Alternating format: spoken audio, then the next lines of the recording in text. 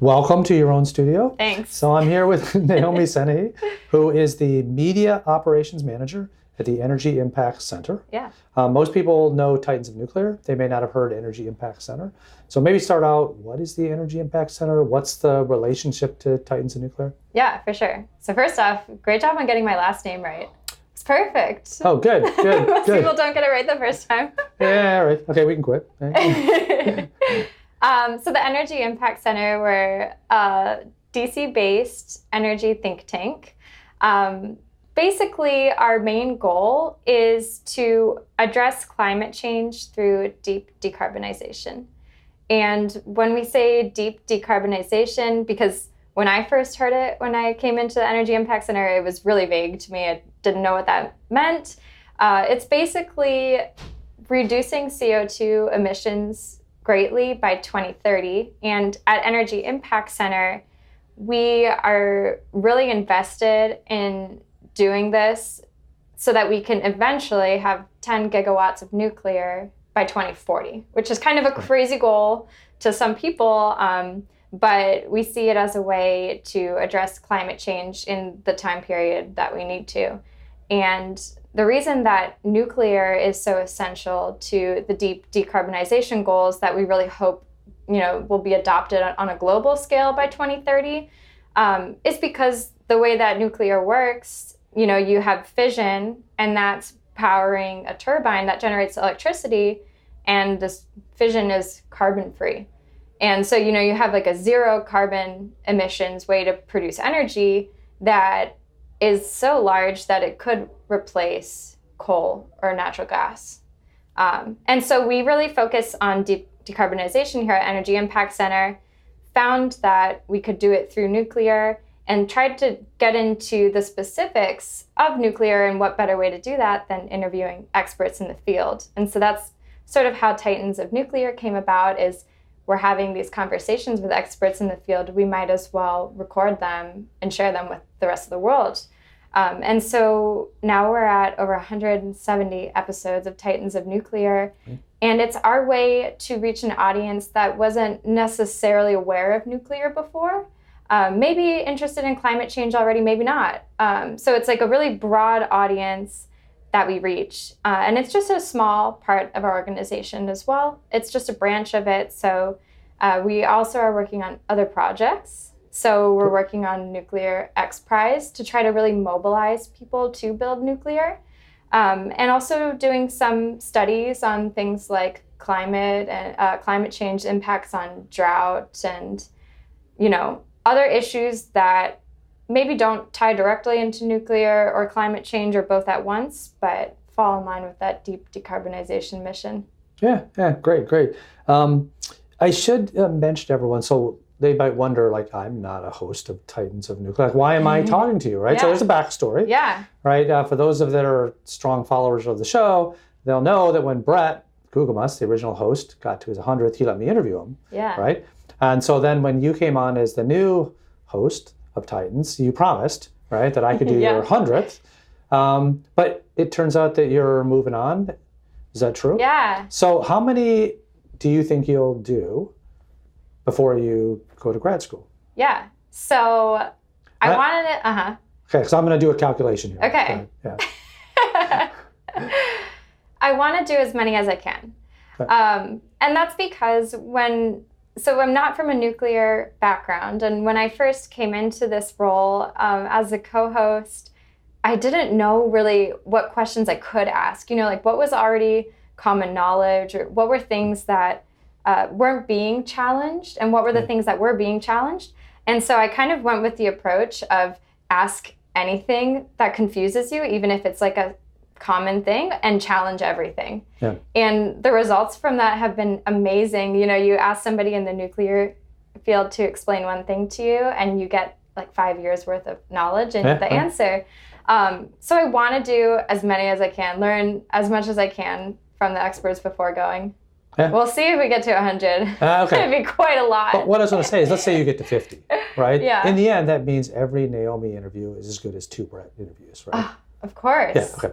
So Brett and I actually compete a little bit. Yeah. We always talk about, and I know you're one of Brett's Titans, but we always talk about like, my Titans are better. Oh yeah, there you go. Yeah, and my interviews were really interesting. Yeah, so as you've gone through this, right, how much smarter have you gotten about nuclear?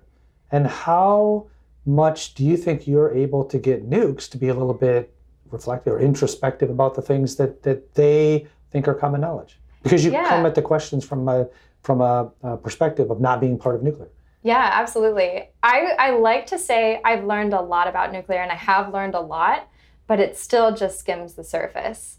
And I don't think that's really unique to nuclear, that you could learn endlessly about it. But I do think that the cool thing about nuclear is that there are so many different perspectives that you can look at it from. And there's so many different uses for nuclear that, every time I talk to somebody new, I feel like, wow, I thought that I knew a lot about this, and now I know how much I didn't know. Right. So that's pretty cool. And I think that actually talking to the experts and testing, challenging what they know, I hear a lot of them, say like, oh, you know what, I've never really thought about that, or I haven't thought about that for years. Right. And these are kind of some of the principles that they're operating on all the time, but not so much reflective on it. And so Titans has been a really cool way to get people to reflect on why they're so passionate about the industry, and sort of try to reinvigorate that, excitement to push the industry forward. Because I think anybody, you get into a job and you kind of start just doing daily tasks and forgetting, the big push behind it all. And having conversations with people about nuclear has allowed me to realize what I don't know, them to realize what they don't know, us to talk about what we should know. Right. Yeah, and it's been amazing. Yeah. Well, I think it's useful to get somebody from the outside to ask you questions, because you sort of have a worldview about what's going on in your life.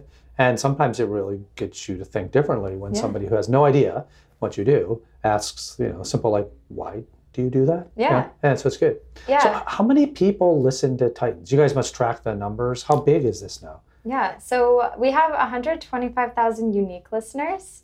Okay. And they come from over 108 different countries.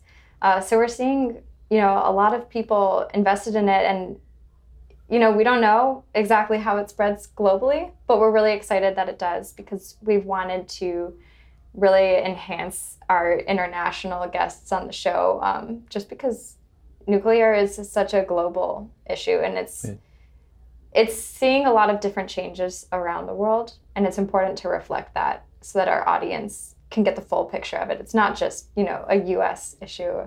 Yeah. So I assume then that the majority of the original listeners of Titans were probably U.S. based, because that was where you started. But where are you picking up listeners that you're surprised? These are like countries that I don't even remember the names of, because they're so small. Right. Yeah. But actually, I was looking at a map of it the other day, and we do have like a lot of people sort of in the Middle East region. Okay. So I thought that was really interesting. Lots of U.S. and Canada, obviously, and then we're just scattered throughout the different continents. Right. It's hard to pinpoint. Right. Are you allowed to can you capture the data in a time sequence way that says, in the first 2 years it was mainly U.S., but then we started to see it break out in Europe in these days? Can you track it that way? I think so. I'm not sure. I haven't really looked into like the map aspect of it. We can capture things on a per episode basis. Okay. Whether or not I can, do the timeline on the map, I'll have to check and see after this interview, because that would be, we can check and see, Yeah, I mean, it would just be interesting to me, right? Because I think the original sort of energy around nuclear entrepreneurs and, advanced nuclear and a new type of nuclear was certainly U.S., Canada based. Yeah. But as I track through the third way part of my life, where different companies are popping up, you start to see a bunch more in Europe, right? You guys have interviewed some of them, and I've actually, third way we try to keep track of them all, but honestly, you found some we didn't know about, and we added to the lab. Right. So to me, it'd be kind of interesting to see, like, where is it spreading, who's interested. Yeah, absolutely. All right, so now we have to back up. Every Titans interview is supposed to start with, tell me a little bit about your professional background. I cheated, right? I wanted to ask you some questions, but why don't you just work through your education, your professional training, like how you ended up here? Yeah, for sure. So I'm actually from the area. I'm from Maryland, but Which part of Maryland? Bethesda. Oh, okay. Super small, yeah. But okay. The Bethesda Big Train baseball team plays in. Did you know that? No. I don't live in Bethesda. I know this. You know more than me. Anyway. But yeah, so from Bethesda, not too far from here, but I went to university at University of Florida. Okay. And I studied environmental engineering and fisheries. Okay. And so part of what I studied, I was very involved with research. And my research focused on saltwater intrusion because in Florida, they're having a lot of issues with water quality and actually water scarcity. Okay. And what we're seeing is that because of climate change, the seawater is intruding into the groundwater aquifers, and that's the source of drinking water for Floridians. And so my research actually came about because there was a city in Florida that had a saltwater intrusion event. So, their fresh water got contaminated and they weren't able to treat it, and they didn't have drinking water for 2 weeks. Okay. They had to ship in Nestle bottles of water for 2 weeks for, a whole city. It was a huge issue. And so they poured all this money into making a desalination plant, which is very energy intensive. It's really expensive. It's super specialized, and it's going to be something that they have to maintain for a long time, to get any return on their investment. And then they never had a saltwater intrusion event again. Yeah, right. So now they have this crazy complicated treatment process for water that doesn't need it. Yeah. And it's not very economically feasible. So our lab tried to figure out, we know this issue is going to happen around the coast of Florida, which, Florida has an intense amount of coastal cities. Yeah, That's going to be a huge issue. And so we tried to figure out, can we treat drinking water just using conventional treatment processes? And, the answer was sort of no. So we had to figure out a way to make desalination feasible. Okay. And so that really brought to my attention the importance of climate change because, hey, we're not going to have drinking water in the United States. Imagine what could happen in other parts of the world. Right. And then also nuclear desalination. We could actually run these energy-intensive systems using clean energy if we focus on the right types of power generation. So that sort of aligned with Energy Impact Center's mission and made me really excited about Energy Impact Center. But like I said, I wasn't from the nuclear field. I had never worked in media operations, never worked for a podcast. Right. So it was all very new to me. And coming in, I think that fit this missing piece of the puzzle here at Energy Impact Center because it was, Brett heavily invested in the nuclear field already. And we wanted to bring in some fresh new opinions about the nuclear field from someone who hadn't been exposed to it already. Right. So you picked up a little hint that nuclear might be important as part of your studies. Just a little. A little bit. Okay. I was aware of what it was. Yeah, right. Well, it's interesting because I meet a lot of people, and their opinion of neutral is sort of neutral. Yeah. Of nuclear is neutral. It's not really something they studied. I remember we were having a panel at the university when I was still at Wisconsin, and we got to the question and answer period, and one of the more senior people of the audience had a question, and they had firm convictions behind their questions, right? But it was also a public forum where a class of students had to go as part of their course credit, and the students would stand up and say, "I don't know anything about nuclear."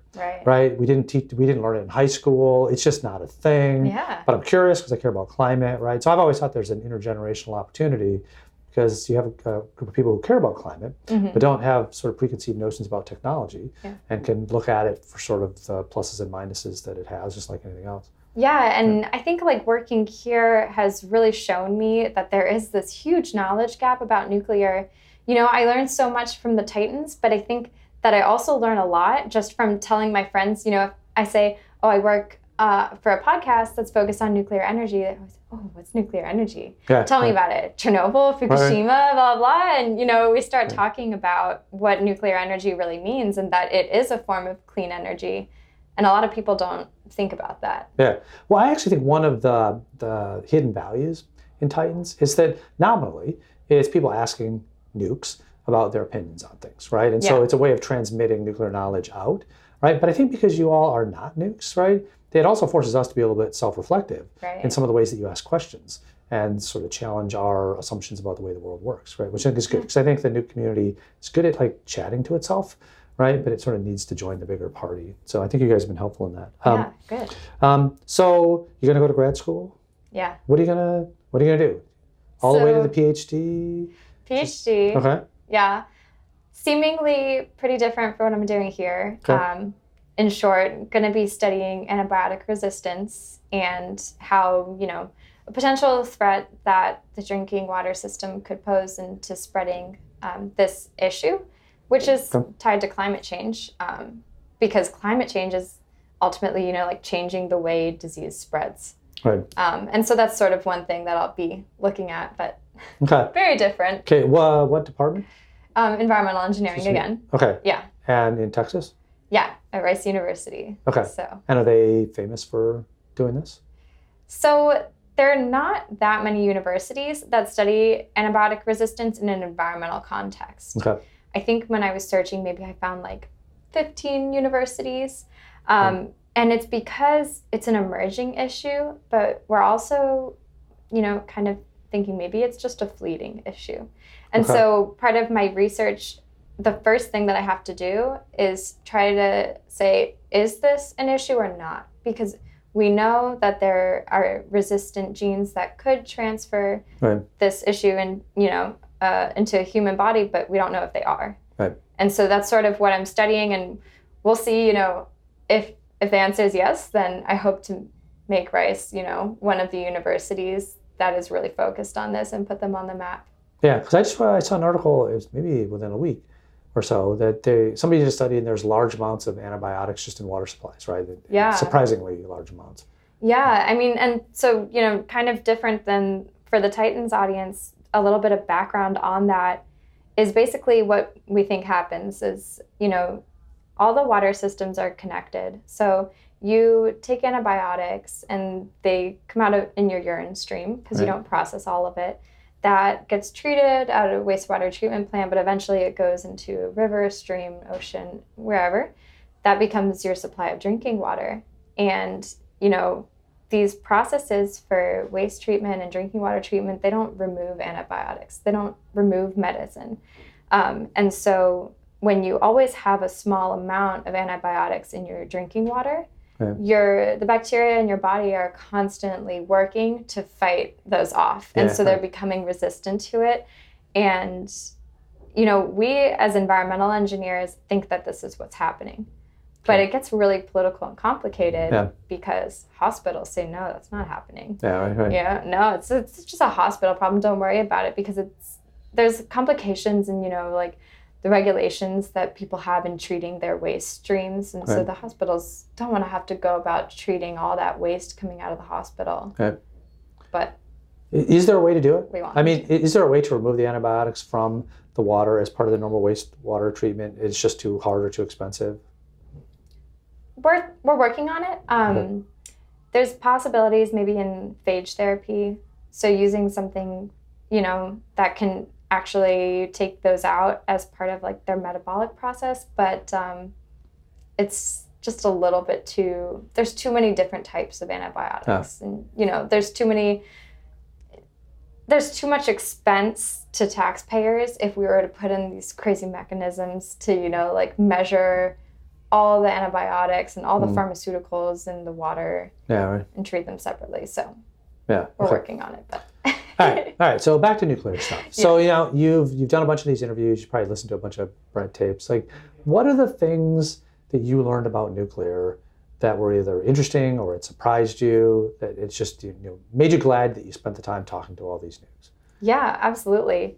So, as I mentioned before, every interview, it feels like I just got 5 years of school under my belt. There's so much that people have to share, but there's been this crazy, I hate to interrupt you, but it sounds like the students, like, it was just an hour lecture, but it seemed like 5 years to me.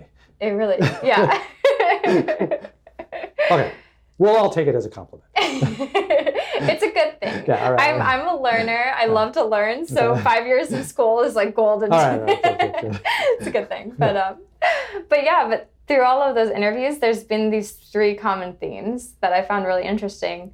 And I would say the first one is that we have this limited window of time right now that we can address climate change in.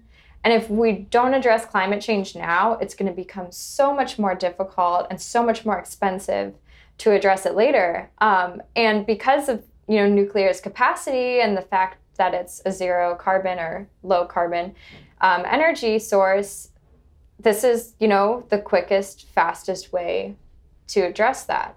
And so we really need to build support for nuclear now so we don't miss this window, because it does take a really long time to get plants approved and get plants constructed. But if we sit back and just think that it will happen, it might not. Yeah. And we'll miss that window. So that's definitely the first thing, and what we are trying to solve through the XPrize and awareness through Titans of Nuclear. I would say the second thing is just the fact that, we're not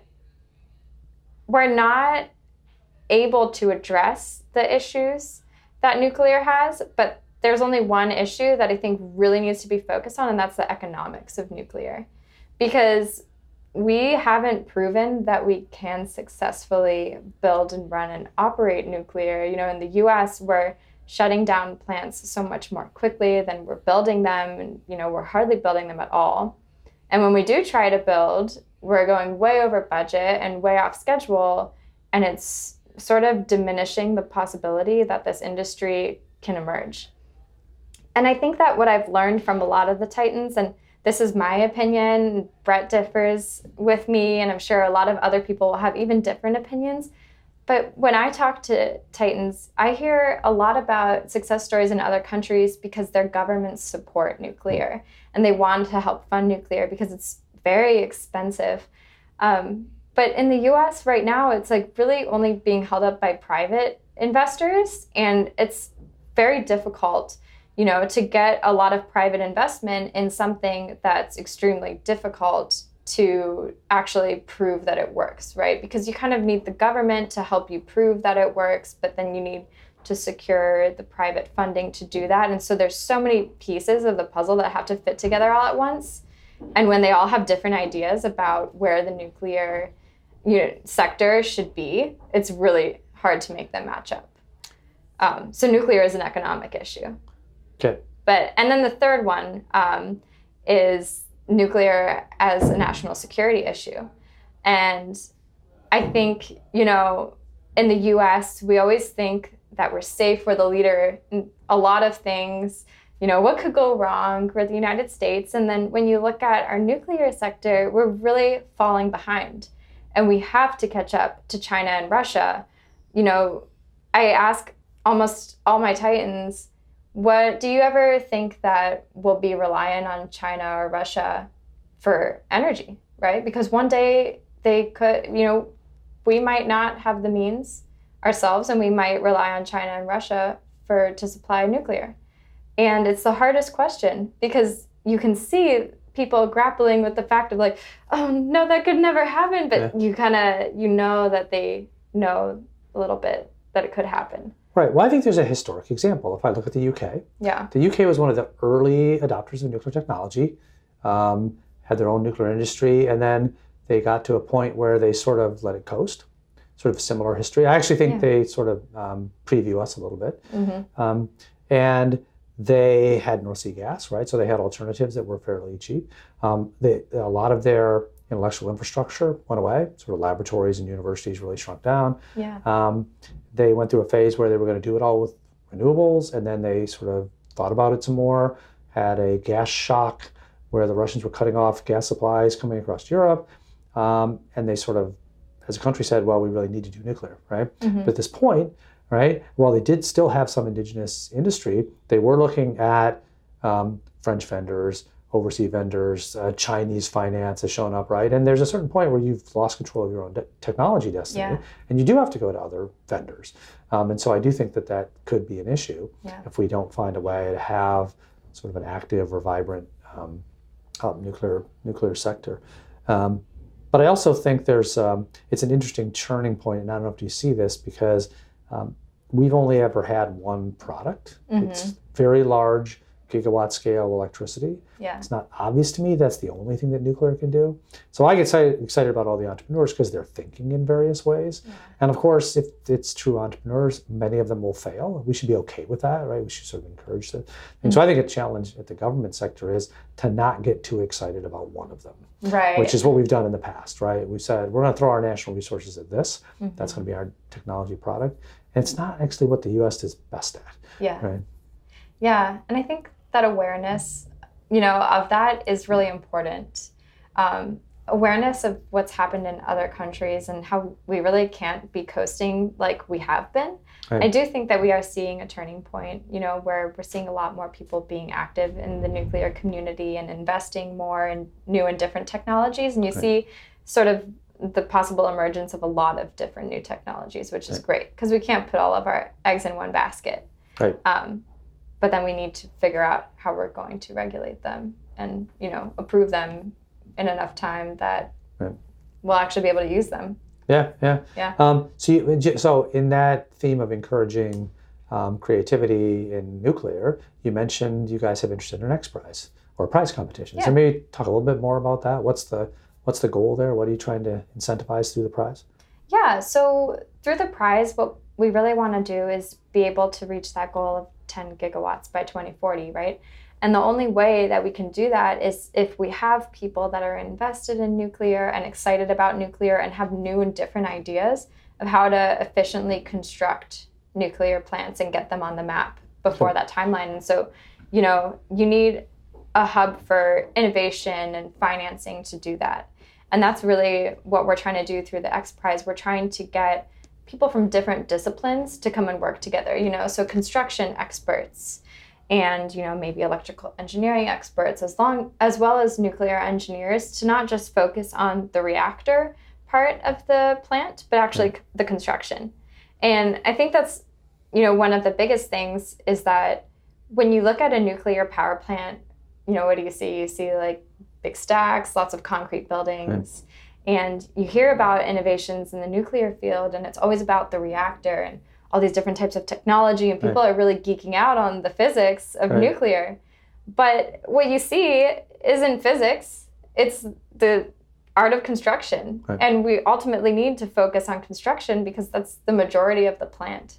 And if we can't, design with construction in mind, then we're going to run into issues like we have already where we have the best idea in the world, but we can't deploy it because we can't build it. Yeah, you're listing sort of the various skills. I've always thought that the business model for an advanced nuclear plant is that every nuclear plant should come with its own microbrewery. Yeah. Because people like beer, right? Yeah. So you should have a microbrewer on your team, I just think. And then, it'll prove to people, hey, you can be right next to the plant. You'll be fine. Exactly. Because they will be fine. Yeah. It is safe. Yeah, exactly. Thinking about the sort of different skills beyond technology that are actually involved in any business thing. I think about there's sort of four key bins, right? You've got technology issues you have to solve. There's economic issues. You've got to make your clever technology affordable. There are public policy issues, which are how do you incentivize or help industries across varying ways to commercialization. And I think there are sort of social science issues, like how do you approach people in a way that they're comfortable with your technology, they want you in their neighborhood. So you end up talking to a lot of titans, right? And by the time you've talked to them all, where do you think we need more titans? And by that I mean, like, are we all technologists and we're ignoring certain parts? Like, what do you see by talking to so many people? Yeah. I definitely see a need for regulators to be really excited about the industry and to want to push it forward. And I think, that's a place that we haven't talked to enough titans about. And the ones that we have, they're great. They're awesome. They're really trying to push the regulations forward to get some of these new technologies out. But, we can't wait on it. We have to have more people pushing for regulations. And then I think that in addition to that, we need more congressmen to really bring up the issue on a national level to people that maybe aren't necessarily paying attention to the nuclear field, but they're paying attention to politics, and have them advocate for it, have them share with people that it is a climate issue. It is a national security issue. It's not just physics and science. You know, a lot of our podcast has featured a lot of physicists, a lot of scientists, a lot of innovation. But sometimes you just need to go back to the basics and say, like, how is this innovation going to become a reality? And I think personally that's regulators and congressmen pushing regulations and bills forward to make sure that we can get nuclear on the map. Yeah, I find it interesting, a couple things. There are very few Congress people that have technical backgrounds, right? But I think it's also interesting that, and I forget the numbers, it's like 6 or 7, 8-ish of the Democratic candidates have publicly said they're in favor of nuclear to some degree, which does feel like it's different than you might have gotten 8 years ago. So I think that, maybe the conversation is turning. Have you ever queried some of the presidential candidates to ask them if they've been influenced because of Titans of Nuclear? Yeah, so this is going to reveal the date of the interview, but we just came out with an episode for Seth Moulton, and he's one of the candidates. And, it's been great because ever since his interview and talking to us, his team was so excited to work with us more. One of his staff just sent me this article about a plant that's unfortunately closing in Massachusetts, and they're like, you got to get on this. You got to go talk to these people. And so I think even if it hadn't in the past, Titans of Nuclear is going to become a great platform for these congressmen to both share what they already have to say about nuclear and start to shape their views about it. Because, people don't have all the time in the world to learn about every single issue. But with our podcast, we try to make it, you're washing the dishes, you're learning about nuclear. You have the time. Right. Yeah, and because they're candidates, right, they get a certain amount of focus that people would not get if they're listening to Todd Allen on the podcast, right? Although your episode is great. Right. So this is the part of the show where I ask you to say nice things about the things we do. So we invited you out to this Fastest Path to Zero workshop that we had in Ann Arbor about a month ago, a little over a month ago. And our whole goal was to try to have a climate conversation with nuclear being an integral part of it. You're just part of it. And I just curious, what did you think? How did we do? Is that a format worth keeping after? Yeah. So, first, thanks so much for planning it. I know you put a lot of work into it. It was a wonderful event. 2 days in Michigan. The first day was a lot of panels and speakers, and the second day were small breakout sessions where we could talk in smaller groups about issues that the participants actually came up with. So, just for our listeners, everybody wrote down some ideas, some topics that they wanted, and then we had a bunch of different sessions all at one time. And on a personal level, the conference for me was my first time traveling for Titans of Nuclear. It was my first time going anywhere to any event alone for Titans of Nuclear, and my first climate change conference. So I had no idea what to expect. But getting there, people were so excited from the first minute into the conference. There was this buzz about it, and everyone seemed to know each other. It was like everybody was from a different industry, but somehow they kind of all knew about each other. And that made me pretty excited, felt very community oriented. And I think that one of the coolest things that I saw, because I had been new to Titans of Nuclear, I was really only heavily studying nuclear. And the conference forced me to think outside of just the nuclear space and think about how can we integrate it with other methods to get to zero carbon emissions. And so learning, some of the things about electric vehicles and city planning and, carbon capture, all of these things that I hadn't really thought about in a while, being presented in one conference was great. I felt like I was reading a Wikipedia page that summarized everything on the climate change issue. But we were trying very hard to demonstrate the interdisciplinary challenges around doing this right. Right? You may be able to come up with awesome technology, right? But if you can't make it affordable, right? Or if it doesn't make sense in the context of other things that are going on, if you can't get the right public policy approaches, then it's hard to get around that. So we were trying to at least make that all visible. So it's nice that it came across. And I will say too, the sessions on the second day, I found to be very interesting because, in one room, you have people that study policy, you have news reporters, you have scientists, et cetera, all from different fields, and everyone's sort of questioning each other in this way, almost like we do on Titans of Nuclear, but it was all in one room with like 7 different professions all in one space.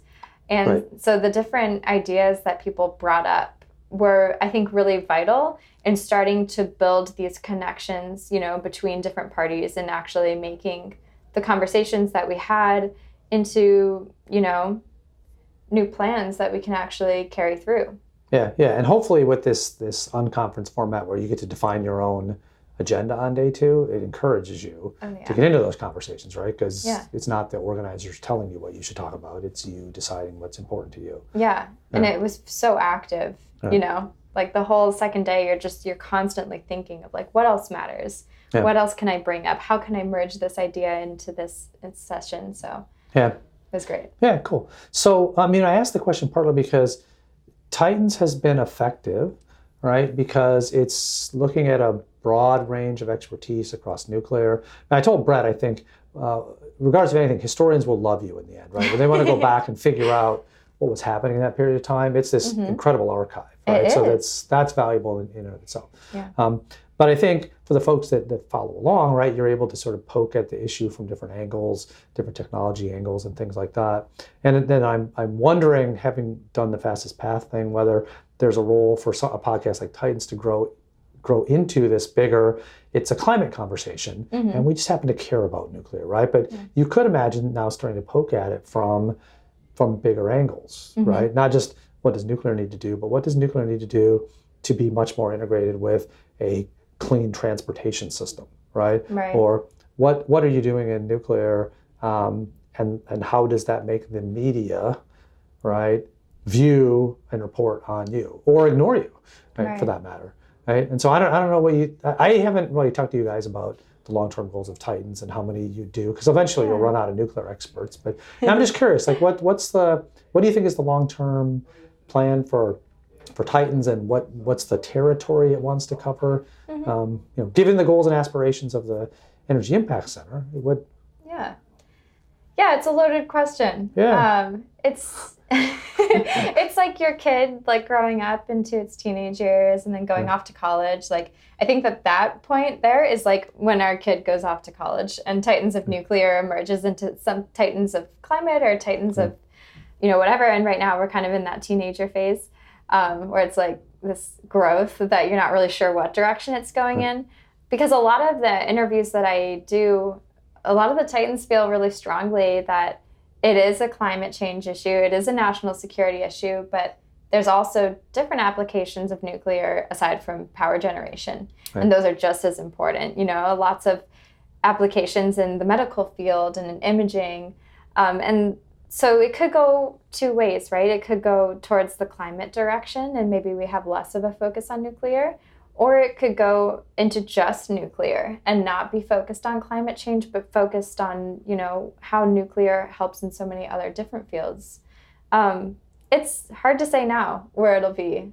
Yeah. I don't know. Well, I think you're talking about is a really good point. So from the university standpoint, we get a lot of people that want to come into nuclear to study nuclear engineering, and they are not interested in power, right? They are interested in medical applications, or they are interested in just the physics of it, or they're interested in plasmas and technology spin-offs from what might have started out as a concentration in fission and fusion power.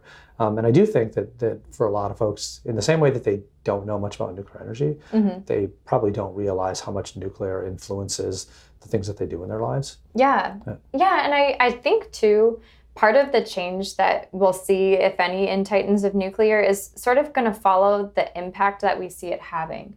So I think after this, presidential election, we could see climate change, being solved and becoming less of an issue. And then maybe we won't have to focus so much on climate, or we could see, any day, any time, a much more rapid and massive closure of nuclear plants, and therefore a decreased supply of some of the isotopes that we need for imaging. And maybe then we'll ramp up sort of that section of Titans of Nuclear. So I think it's important to adapt it to the changes that we're seeing in the space of both climate change and nuclear. And that's, sort of what happened with Brett, right? Like in the beginning, when you listen to like the first episodes, he's really just trying to learn about nuclear and get like this broader sense of what it is. That's why I was glad I was an early one, right? He wasn't super smart when he talked to me. Now it'd be dangerous. Exactly. And so it's like slowly evolved, and his interest lied on certain aspects of nuclear. And so then that's why sort of I came in and was like, wait, let's take a step back. Let's go back to a broader image again, and like get another person's perspective on what are those really important things about nuclear. So in that way, coming into Titans of Nuclear was sort of a way to assess the impact that it had already and how much we had learned about those different parts of nuclear already, where we need to fill in the gaps. Yeah, interesting. So maybe one final question. So right now, the sort of marquee product of the Energy Impact Center has been Titans, but you're doing other things, right? You're doing the studies, you're thinking about the prize. Do you think in the end those other things get bigger and that EIC becomes a much more broader organization, or do you think Titans is the thing? How do you view that future? I hope that Energy Impact Center really grows. Right now, we're working really hard to facilitate that growth and, to get more people on board here in DC and really expand, to provide enough padding that the XPrize works and that we do see new nuclear coming out, that we do see new, amounts of nuclear by 2040. I don't know if Titans will scale or not. And there's a lot of different reasons for that. Some of them that I mentioned before, of like the whole scape could change before then. Maybe climate won't be so big of an issue, even though it seems crazy to think that way now. Right. I like to say you never know what's going to happen. But I hope that it does, because I think it's really important for people to have some sort of, like interdisciplinary way of approaching their interests. And I think that a lot of people that are involved in climate change and are paying attention to climate change can turn a blind eye to nuclear because they don't necessarily understand like the role that it's playing right now. And that Titans of Nuclear is a good way to, bring that sort of idea and float it in people's minds, get people thinking about it, and draw them to the Energy Impact Center. Like I see them being so tied together because right now Titans of Nuclear is so much more widely known than Energy Impact Center. Right. They're supporting each other, they're ultimately connected. And so I don't think that they'll ever separate, but I don't know. All right, that's good. You can never predict the future, right? Yeah. You wouldn't have guessed a few years ago, right, that you'd be working at the Energy Impact Center as it transitioned to becoming a famous environmental engineer studying water issues, right? So I think about it all the time, because just a few months ago nuclear wasn't on my map at all. I didn't really know much about it and think about it. And now, I'll be looking outside, I look around all the time, and I am envisioning a nuclear plant, everywhere I go, I'm like, oh, that could be a spot for a nuclear plant. And I'm thinking of all these cool designs that we could have and how they could add richness to our landscape and support this amazing lifestyle that we have now of this insane amount of energy consumption. And so, imagining a clean future with nuclear is just so exciting to me. And I would have never guessed that. But I hope that I can, even being in grad school and being somewhere else, still be an advocate for nuclear, because it's such an important issue. Yeah. Good. So thank you very much for inviting me into your house and letting me ask you questions. Thanks for asking It's an interesting party. And I appreciate everything you've done at the time at Titans, and please don't lose track of us when you go off to grad school. Oh, you can't lose me. Okay, good. Thanks so much.